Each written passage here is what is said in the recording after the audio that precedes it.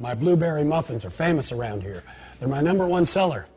The recipe was my grandmother's. It's a secret, and needless to say, I guard it pretty closely. My business depends on it. Another thing I guard closely is the credit card information of my customers. PCI DSS stands for Payment Card Industry Data Security Standard. It's a standard that helps business owners like us prevent credit card fraud, hacking, and other security threats. As business owners who accept credit cards, we have to be PCI DSS compliant.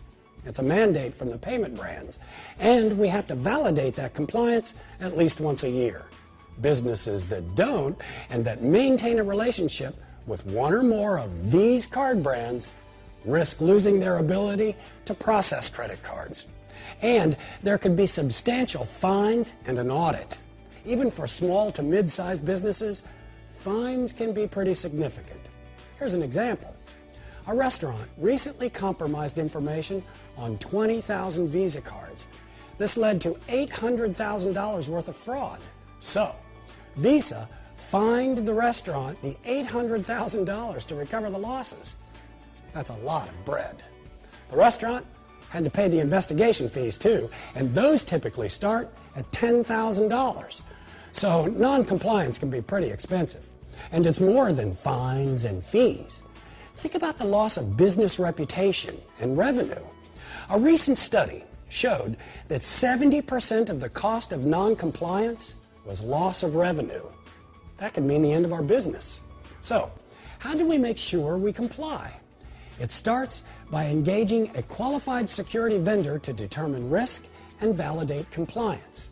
I've personally worked with Security Metrics, a leading provider of PCI DSS solutions, to make the compliance process as easy and painless as possible. There are two parts to the validation process. The first is the PCI Self-Assessment Compliance Questionnaire. It looks like this. And no matter how many Visa transactions they complete each year, all business owners need to complete this questionnaire.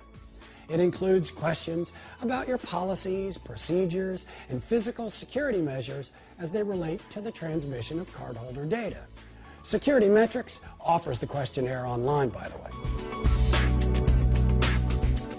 The second part of the process is the vulnerability scan. It checks your network to see if there are any weaknesses or gaps that could allow an unauthorized user to break into your network and steal cardholder data. Scans, by the way, must be performed every quarter by an approved scanning vendor.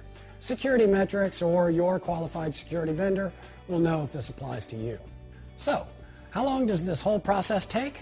It varies, depending on the complexity of the network and whether or not there are non-compliance issues to be resolved. Generally, though, it can take about 5 to 10 minutes to enroll in the program and 15 minutes to complete the self-assessment questionnaire.